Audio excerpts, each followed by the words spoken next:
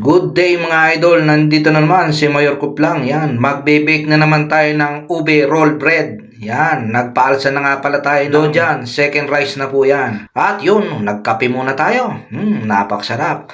At gagawa muna tayo ng palaman niya, yung ube. Maglagay lang tayo sa bowl ng 2 cups of flour o harina, 1 cups of sugar, 200 grams of butter, 1 tablespoon of coloring ube. Lagyan natin ng konting tubig yan para kumulay lang yung ube natin. I-mix lang natin yan. Yan, ganyan lang guys, oh. Mix nyo lang.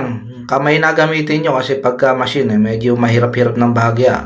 At pagka smooth na yung ating ube na palaman, lagyan na natin ng konting mantika para mas lalong maging smooth pa siya. At imamasa pa natin ng bahagya yan. At saka natin i-divide sa 40 pieces. 40 pieces kasi yung ginawa kong pandesal o yung ating tinapay. Yan, ganyan lang. Divide lang ng maliit. At ipapalaman na natin yan sa ating ginawang dough. Yun. Eto na guys, yan. Tayo, pipigura na. Hatiin natin yung ating dough sa 10 piraso. Bali 40 pieces po yan. Yung description niya nandun na po sa isang video ko, yung sa how to make dough. Yan na po yung aking ginawa. At yung palaman natin, ilalagay na natin dyan. Yan, ipaplat lang natin ng rolling pin. Mas maganda may maliit kayong rolling pin. Yan, ang ganyan, oh. Yan, ipaplat lang natin at yung ating palaman, yung paplat lang natin. At ibibilot natin at saka natin iislita ng pahaba. Yun, at natin ibibilot. Pabilog. Yan, ganyan lang guys. Madali lang yan pagka natutunan nyo na. Ako nga, hindi baker medyo nagagawa ako ng kahit papano. Ayan, ganyan lang guys, oh. Tingnan nyo. Oh.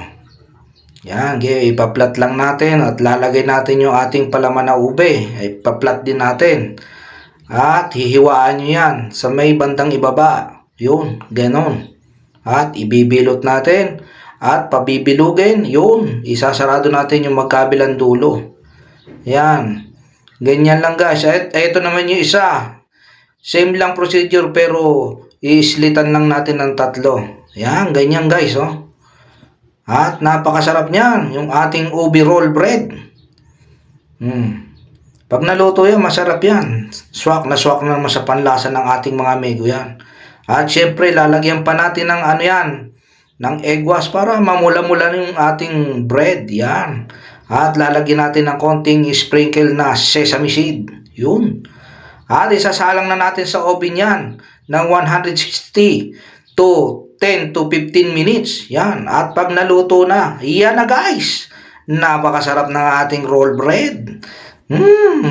Ang ating roll ube bread. Yan. Napakasarap guys. O ube roll bread. At kung nagustuhan nyo ang video na ito, pwede bang pakipollow, like, comment, and share naman dyan.